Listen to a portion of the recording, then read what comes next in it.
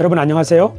오늘은 7월 6일 생명의 바다 교회 설립한 지 7번째 주일이 되는 날입니다. 우리 교회는 세상과 함께 진리를 찾고 복음으로 그 진리의 완성을 증언하는 공동체, 이런 비전을 가지고 있습니다. 우리 교회 모토는 진리를 향해 항해하는 구도자들의 교회, 이렇게 정했어요. 여기 보시면 바다가 있죠. 바다, 시원한 바다인데요. 우리들의 삶이 진리를 향해 항해하는 구도자, 항해자들, 그런 이미지로 바다를 생각을 했고요. 또 바다는 모든 육지의 물들이 모이는 곳이기도 하죠. 그래서 모든 생각, 모든 사람들을 다 수용하고 거기에서 정화하고 새롭게 해서 생명을 잉태하는 곳, 그곳이 바다이기도 하고요.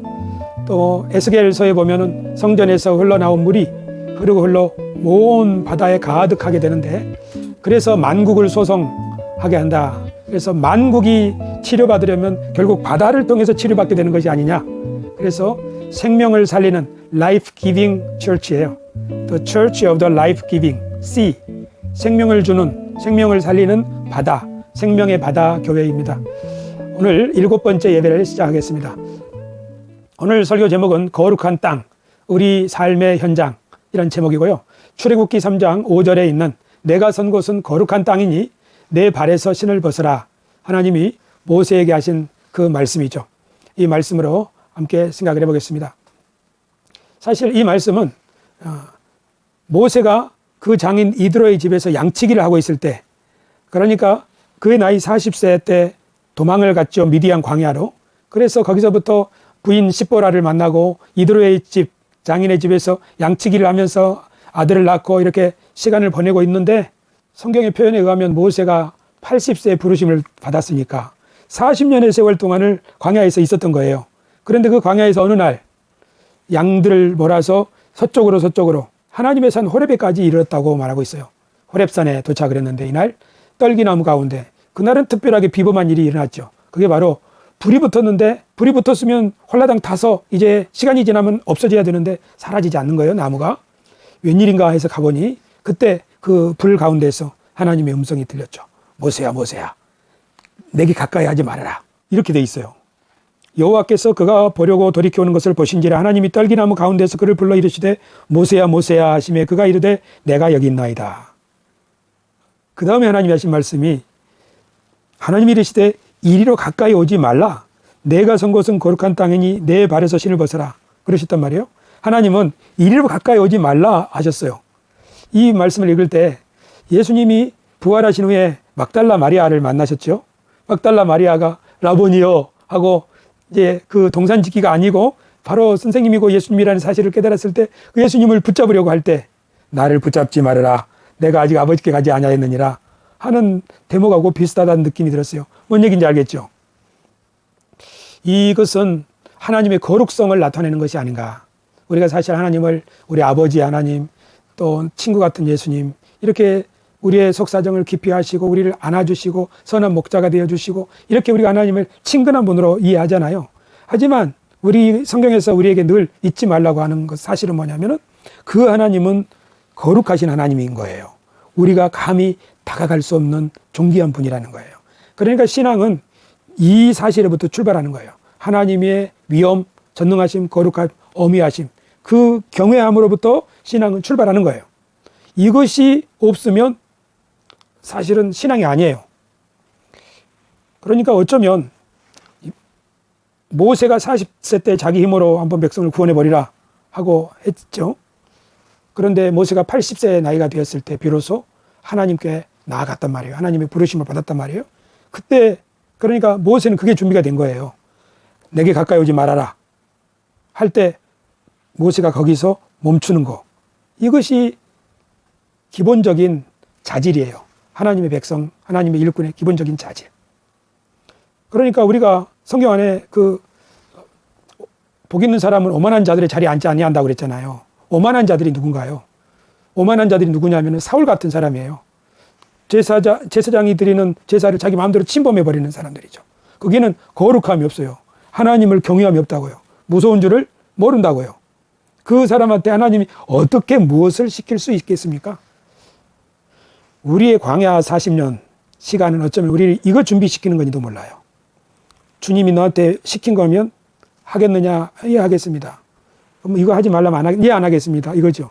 너는 내게 가까이 오지 말아라. 하나님 앞에 더 가까이 가면 안 되는 거예요. 그것이 바로 에덴 동산에서 선악을 알게 하는 나무 열매를 손대지 않는 것과 같은 거죠.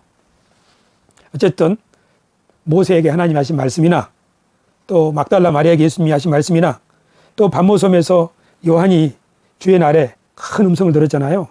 그래서 그 음성 중에 주님이 말씀하신단 말이에요. 그때 요한의 반응이 뭐예요? 신기하다. 이런 게 아니었죠. 내가 죽은 사람처럼 땅에 엎드려졌다고요. 그럼 뭘 말하는 거예요? 반모섬의 요한은 그 준비가 되어 있는 거죠. 하나님의 어미하심, 전능하심, 거룩하심, 존귀하심 앞에 벌벌 떠는 거예요. 이사야도 마찬가지고요. 우리가 누구를 보내며 누가 우리를 위해 갈고 이 말을 들을 사람이 누구예요? 화로다. 나는 죽게 되었도다. 하나님의 무서움을 아는 사람.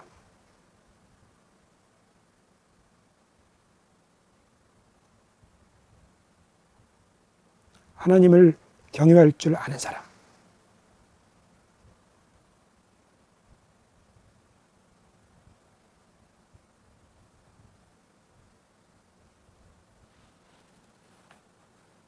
이건 장난이 아니야 하는 말이에요. 주님 내가 여기 있사오니 그런 찬송은 사실 그 하나님의 어미하심을 깨달은 사람이죠. 우리가 목회하면서 잃어버린 것이 그런 건지도 몰라요. 밥벌이 하면서 하나님이 지금 여기 계시고 그 어미하심이 우리에게 지금 임하여 있는데 너는 내게 가까이 하지 말라 하시는데 그 말을 이해하고 그 앞에 무릎 꿇을 수 있는 사람, 그 사람을 기다린 것 아닌가. 그 참 너무나도 기본적인 자세인데 너무나도 쉽게 생각해 버릴 수 있는 그런 거예요. 그러니까 우리 가정은 이렇게 잘 정리해서 예배드리는 거 이런 것들이 연습이에요. 하나님을 내 앞에 모시는 삶. 그러면서도 그 하나님을 잘 두려움으로 섬기는 삶. 그런 것이 준비되지 않으면 하나님은 떨기나무 불 가운데서 말씀하시지 않죠. 그런 거는 누가 시킨다고 되는 일이 아니라 나와 하나님 사이에 있는 가장 깊은 내밀한 비밀 같은 거겠죠. 어쨌든 하나님이 모세에게 이리로 가까이 오지 말라 이렇게 말씀하셨어요. 왜냐하면 내가 선 곳은 거룩한 땅이기 때문이다. 왜 이 땅이 거룩한 땅이에요? 미디안 땅은 말 그대로 산이며 광야잖아요. 근데 그 자리가 거룩한 땅인 이유는 뭐예요? 하나님이 지금 거기 임하였기 때문이에요. 하나님이 임하신 이유는 뭐예요? 하나님이 하실 말을 들을 사람이 거기 있기 때문이에요. 하나님은 온 세상에 충만하시잖아요. 어디 무소부재 안 계신 데가 어디 있어요? 근데 하나님이 내가 선 거기가 거룩한 땅이다. 이 말은 내가 지금 너를 만나려고 왔고 너는 내 음성을 듣기 위하여 지금 여기 있다. 그러니까 거룩한 땅은 하나님이 임하셔 있는 자리이고 하나님이 거기 임하시는 이유는 거기 하나님의 말씀을 들을 사람이 있기 때문이에요. 성전이 거룩한 이유는 거기 하나님이 계시고 거기 하나님의 말씀을 들을 사람이 있기 때문이에요. 거꾸로 성전이 거룩하지 않는다면 거기는 하나님의 말씀을 들을 사람이 없기 때문이에요. 그래서 예루살렘 성전이 결국 황폐화되고 말았잖아요. 내가 선 곳은 거룩한 땅이니, 그러니까 이렇게 보면 사실 하나님은 온 세상에 충만한 분이기 때문에 온 세상이 다 거룩해야 되죠. 그러나 그러진 않아요. 그러나 결국은 그렇게 돼요. 요한계시록에 보면 거룩한 새 예루살렘이 하늘에서 내려오잖아요. 온 세상을 지성소처럼 충만하게 채운단 말이에요. 하나님의 뜻이에요. 구약의 예언자가 말하기를 물이 바다를 덮음같이 이것처럼 여호와를 인정하는 것이 모세가 하나님을 인정하는 것이 온 세상에 충만하리라. 지금은 모세 한 사람이 하나님 앞에 벌벌 떨고 그분을 경외하고 있지만 이제 모든 세상 사람들이 그렇게 하는 말 아니에요. 하나님이 사람을 창조하실 때부터 하나님의 영광으로 충만한 세상을 바라셨을 거예요. 모세가 하나님을 두려워하며 벌벌 떠는 것은 그냥 막연한 두려움만이 아닌 거죠. 하나님의 존귀함을 인정하는 그 두려움이, 그 경외함이 있는 사람을 통해서 많이 하나님의 뜻이 세상에 펼쳐지기 때문에 그렇죠. 내가 선 곳은 거룩한 땅이니 내 발에서 신을 벗어라. 내 발에서 신을 벗어라. 이게 그거잖아요. 가까이 하지 말라 한 것 비슷한 거예요. 내가 종입니다. 내 생각과 내 방식은 내려놓습니다. 주님 그렇게 하는 거잖아요. 그걸 사실 요구하시는 거예요. 왜냐하면 하나님이 지금 새 일을 행하시려고 하시는 일이 워낙 크기 때문이에요. 무슨 일이죠? 그것은 대제국 이집트로 한 사람을 보내는 거예요.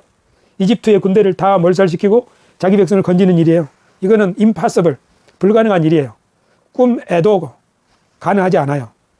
지금 세계의 강국인 미국을 굴복시키고 하는 그런 것과 비슷한 거니까. 사람이 생각할 때 불가능한 일을 하나님이 하시려고 한 사람을 지금 불러서 내가 선 곳은 거룩한 땅이니 발에서 신을 벗어라. 그죠? 우리들의 삶이 이 부분을 좀 반성해 볼 필요가 있어요. 우리들의 수고와 노력으로 주의 일을 한다. 이렇게 많이 생각했던 것 같아요. 우리의 열심으로. 하지만 하나님이 우리를 부르신 것은 내가 좀 손이 부족해서 너 일손이 좀 필요하고 내가 아이디어가 부족해서 너의 아이디어가 필요해서 이렇게 부른 거야. 그런 게 아니라는 사실을. 우리의 젊음, 우리의 지성, 우리의 은사 이런 것이 하나님께 필요하기 때문에 하나님께서 우리를 부르셨다고 생각하는 그것은 굉장히 큰 착각이었던 거죠. 그러니까 하나님이 하실 일이 너무나 크고 거룩하고 위대하기 때문에 그런 사람을 필요로 하시고 그 사람이 준비되니까 하나님이 여기 네가 서 있는 이 자리가 지금 거룩한 곳이다. 신발을 벗어라 하는 거잖아요. 그래서 그 거룩한 땅을 성지라고 말할 수 있는데 저는 3월 하순 4월 4일까지 튀르키예, 그리스, 로마 우리가 성지순례를 했죠. 여기는 사도 바울이 지났던 곳이란 말이에요. 소아시아와 그리스와 로마. 그런데 우리가 성지순례를 생각하면 먼저 예루살렘을 생각하잖아요. 성지가 뭐예요? 거룩한 땅이에요. 예루살렘, 시나이 반도, 이집트, 그리스, 튀르키예, 이탈리아, 로마. 그리고 어떤 사람들은 종교개혁자들이 활동했던 유럽의 도시들을 방문하는 것을 성지순례라고 해요. 왜 그것이 성지예요? 왜 그것이 거룩한 땅이에요? 그것이 거룩한 땅인 이유는 거기에 하나님이 일하셨기 때문이에요. 거기에 하나님의 뜻에 순종한 사람들이 활동했기 때문이에요. 내가 선 곳은 거룩한 땅이니 그렇죠. 사도 바울이 하나님 앞에서 말씀을 받고 모세처럼 하나님 앞에 순종한 그리고 순종하면서 지나간 자리가 다 성지인 거죠. 그렇게 보면 성지가 뭐라는 걸 알 수 있냐면은 우리가 하나님을 경외하고 그분 앞에서 두려워 떨며 신발을 벗고 그분의 말씀을 듣고 순종하면서 살아가는 우리의 삶의 현장이 내가 선 곳이 거룩한 땅이다. 성지순례를 마치고 2주 동안 성지순례 보고서를 썼습니다. 수양관에 가가지고 2주 동안 보고서를 썼는데 2주 동안은 몸으로 직접 다니면서 성지순례를 하고 끝나고 나서 또 2주 동안은 수양관에서 보고서를 쓰면서 이제 인터넷으로 자료 조사하고 보고서를 썼죠. 그래서 4주 동안 성지순례를 한 거예요. 그 성지순례를 하고 나서 내린 딱 하나의 결론. 그게 뭐냐면 출애굽기 3장 5절 말씀. 내가 선 곳은 거룩한 땅이니 내 발에서 신을 벗어라. 아, 성지는 바로 여기로구나. 사도 바울이 믿음으로 살아간 데가 성지. 예수님과 제자들이 하나님의 뜻에 믿음으로 순종한 데가 성지. 모세가 하나님의 뜻에 믿음으로 순종한 자치들 그것이 성지. 칼빈이나 루터가 하나님의 뜻에 자신들의 목숨을 걸고 순종한 자리가 성지. 그 자리가 다 성지라면 그것들은 다 과거 일이에요. 하지만 지금 거룩한 땅, 하나님이 거하시는 곳, 그것이 어딘가? 바로 여기에요. 우리가 하나님을 두려워하고 경외하면서 그분의 뜻에 순종할 수 있다면, 그렇게 살아가는 하루하루라면 그 가정이 성지고 그 직장이 성지인 거죠. 믿습니까? 하나님이 지금 여기에 우리와 함께 하십니다. 같이 한번 읽읍시다. 시작. 내가 선 곳은 거룩한 땅이니 내 발에서 신을 벗으라. 아멘. 그러니까 우리가 생각해 볼 게 어떤 거대한 예배당만이 거룩한 땅이 아닌 거예요. 성전이 어디예요? 네가 선 곳. 아까 말씀드린 것처럼 하나님의 뜻에 순종할 준비가 되어 있는 사람. 그래서 하나님이 그를 통하여 전에도 없고 이후에도 없던 새로운 일을 행하시려고 하실 때 그 일을 행하시려고 자신을 계시하시는 자리, 그 자리가 성지인 거죠. 그러니까 성지, 거룩한 땅은 신발을 벗을 사람, 하나님을 경외하는 사람, 그 사람이 있어야 성지가 되는 거예요. 아무 데가 성지가 되는 게 아니에요. 생각해보면 그러잖아요. 하나님이 임재하시는 곳이 성지인데 하나님 어디에 임재하시냐면 그 사람에게 임재하신 거예요. 그러니까 우리 사도 바울이 너희가 하나님의 성전이라고 말한 것이 맞는 얘기예요. 하나님이 건물에 거하시겠느냐? 솔로몬도 그렇게 말했어요. 스데반 집사도 말하고 하나님은 건물에 갇혀 계시는 분이 아니다. 이 말이 누구에게 필요한 거예요? 건물만 가지고 있고 그 중심에 모세와 같은 하나님을 경외하고 내가 정말 내 양심을 다해서 하나님 때 순종하겠습니다. 이런 마음이 없는 사람들, 그런 사람들한테 하는 말이에요. 그러니까 교회 공동체가 그런 마음으로 하나님을 경외하면 그것은 말 그대로 명실상부 성전이죠. 그러나 성도들이 이런 마음을 잃어버렸다면, 이런 기대도 하지 않는다면, 그렇다면 거기가 하나님이 거하시는 자리겠는가 생각해 볼 필요가 있죠. 그래서 거룩한 땅, 성전이라고 말할 수 있는가 생각해 봐야겠죠. 그러니까 우리가 이곳에서 이렇게 예배하지만 떨기나무 앞에 있는 모세처럼 여기가 거룩한 땅이라고 하는 어느 곳보다도 어느 화려한 성전보다도 더 거룩한 땅이라고 하는 그런 믿음이 없으면 우리는 가짜요. 모든 사람 중에 가장 불쌍한 사람이 되는 거예요. 그러나 우리 그런 믿음이 있다면 내 주 예수 모신 곳이 그 어디나 하늘나라 높은 산이 거친 들이 초막이나 궁궐이나 그 찬송을 뛰어넘는 여기가 바로 하늘의 문이로구나. 야곱의 베델처럼 말이에요. 하나님이 지금 여기에 역사하시는구나. 나를 통해 일하시겠구나. 주여 내가 여기 있나이다. 그런 고백을 할 수 있겠죠. 우리의 삶의 순간이 또 자리가 그런 자리가 되기를 바랍니다. 오늘 한 말씀만 더 나누겠습니다. 우리가 암송하고 있는 시리즈 3-1번 로마서 8장 28절에서 30절 말씀인데요. 이 말씀은 하나님의 경륜을 잘 설명해 준다고 생각해요.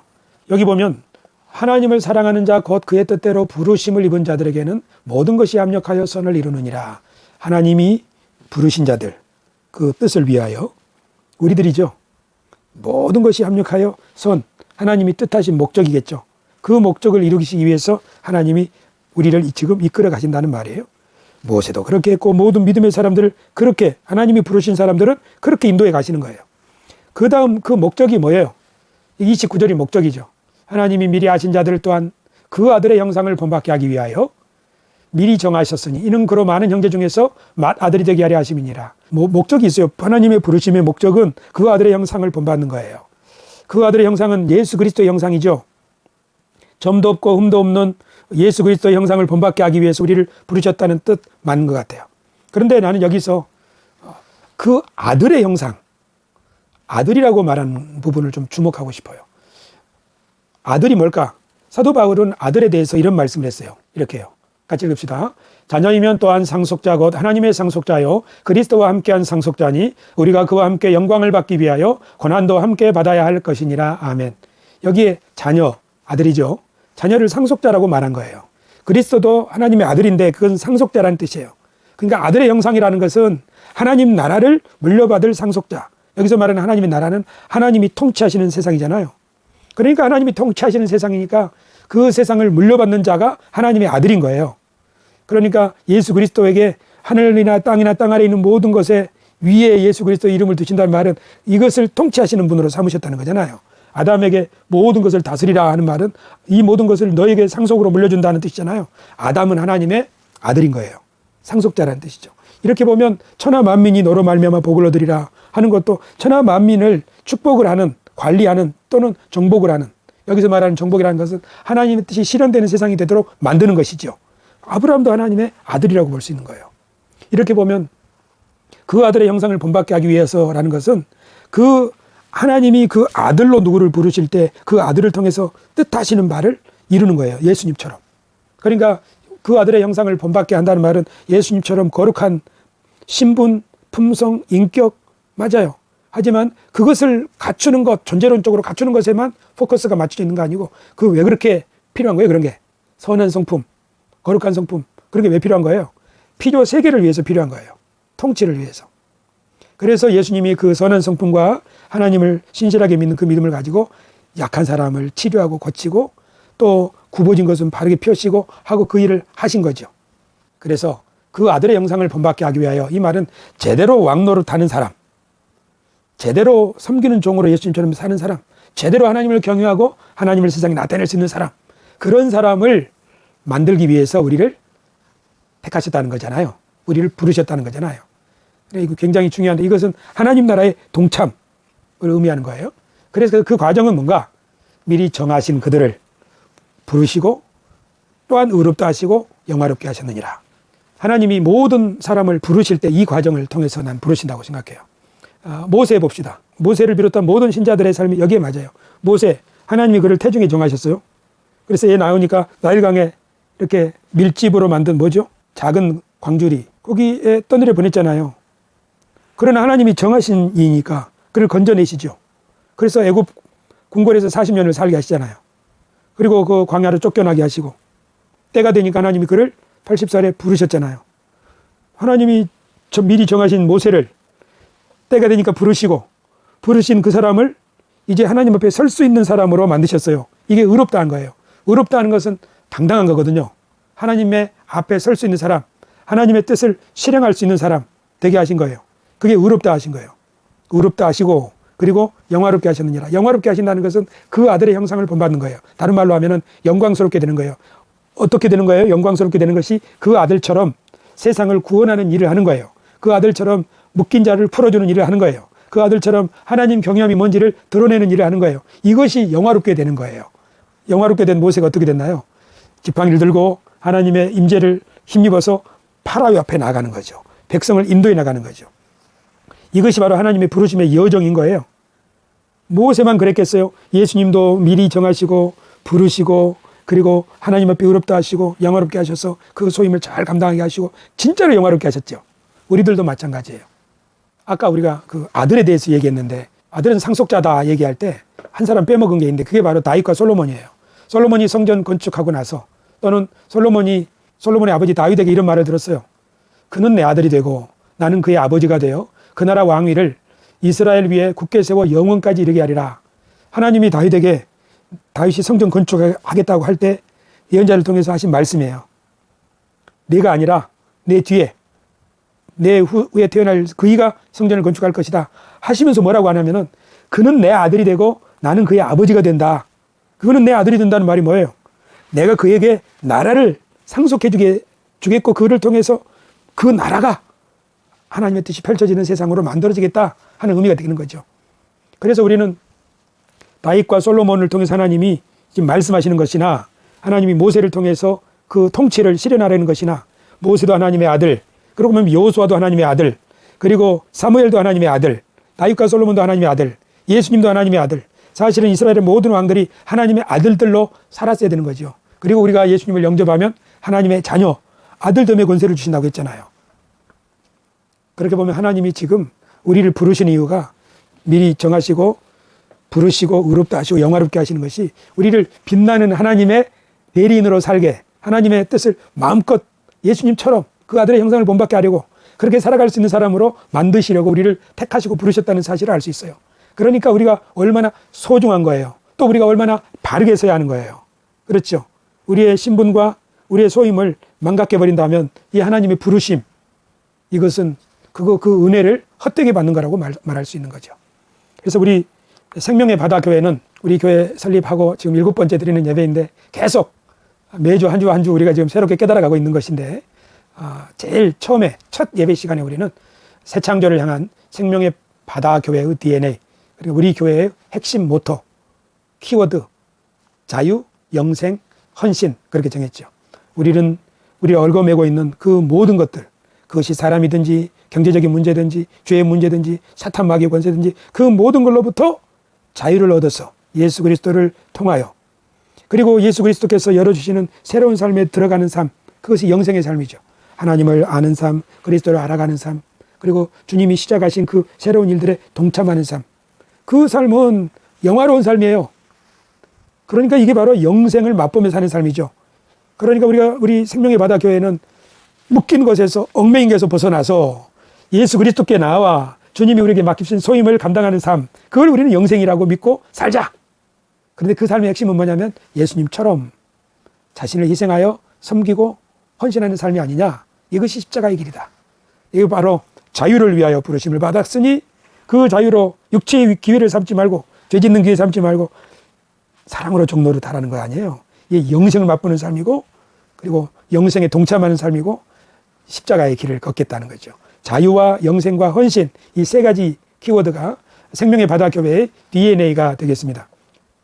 그런데 우리 교회 비전 선언문은 같이 읽읍시다. 읽습니다. 세상과 함께 진리를 찾고 복음으로 그 진리의 완성을 증언하는 공동체. 그래, 그런 세 개의 키워드를 가지고 우리가 살 때 삶을 살아가는 방식 또는 자세 이런 거 말이에요. 그것은 하나님이 특별히 우리를 통해서만 일하는 것 같지만, 왜냐하면 우리가 부르심을 받았고 택함을 받았기 때문에 이거는 맞는 말이에요. 하지만 하나님의 역사는 제한되지 않는다는 거죠. 온 세상 가운데서 하나님이 일하고 계시기 때문에 그 세상 안에서 하나님의 역사를 바라보자, 발견하자. 그리고 그 발견한 것을 격려해주고 동참하고 미진한 부분은 우리가 받은 복음을 가지고 그 진리를 완성하는, 증언하는 공동체인 거예요. 그래서 세상과 격리된 교회가 아니라 세상 안에 들어가서 하나님이 어떻게 일하시는가, 즉 자신의 소임을 신실하게 감당하려는 사람들, 자기에게 해가 올지라도 진리를 지키고자 증언하는 사람들, 그런 자신을 희생하는 많은 사람들이 교회 안에만 있는 건 아니거든요. 이 세상에 있는 수많은 하나님의 진리를 받는 사람들의 일들에 동참하고 축하하고 함께 손잡고 그 안에서 그리스도 복음을 선포하는, 그러니까 우리는 하나님의 역사가 온 세상에 충만하다는 것을 믿는 믿음의 사람들인 거예요. 우리는 교회의 규모 가지고 이 세상과 어떤 대립각을 세워서 우리가 지금 성장하고 있는, 쇠퇴하고 있는 이런 계산을 하는 사람들이 아니라 교회를 넘어 역사하시는 하나님의 역사하심을 바라보고 그리고 우리의 부르심을 인정하면서 나아가는 그런 교회가 되보자 하는 것이 생명의 바다 교회입니다. 오늘 저는 출애굽기 3장 5절 말씀, 내가 선 곳은 거룩한 땅이니 내 발에서 신을 벗어라, 이 말씀으로 거룩한 땅, 우리 삶의 현장, 이런 제목으로 설교를 했습니다. 물론 설교를 하다 보니까 우리 교회에게, 우리 자신에게 주시는 주님의 말씀을 또 더 깊이 받기도 했지만 이 말씀이 우리의 일상을 살아가는 우리의 삶에 용기가 되고 또 표대가 되고 힘이 될 수 있기를 바랍니다. 아멘입니까? 기도하겠습니다. 존귀하신 하나님 감사합니다. 하나님께서 모세를 부르셨을 때 그 놀라운 장면을 저희가 묵상하면서 우리들의 삶이 어때야 하는지를 다시금 깨닫습니다. 그리고 하나님이 부르시고 의롭다 하시고 영화롭게 하신 모든 사람들이 지나간 자리가 거룩한 땅이었고 성지가 되었듯이 오늘 우리들이 하나님의 택하심을 받고 그리고 부르심을 받고 의롭다 하심 그리고 영화롭게 하심을 입은 우리들이 살고 있는 이 자리가 거룩한 땅이며 성지임을 기억하게 하여 주옵시고, 그 안에서 살았던 우리 믿음의 열조들처럼 우리들도 우리들의 소임을 올곧게 감당할 수 있도록 도와주시옵소서. 예수님의 이름으로 기도드리옵나이다. 아멘.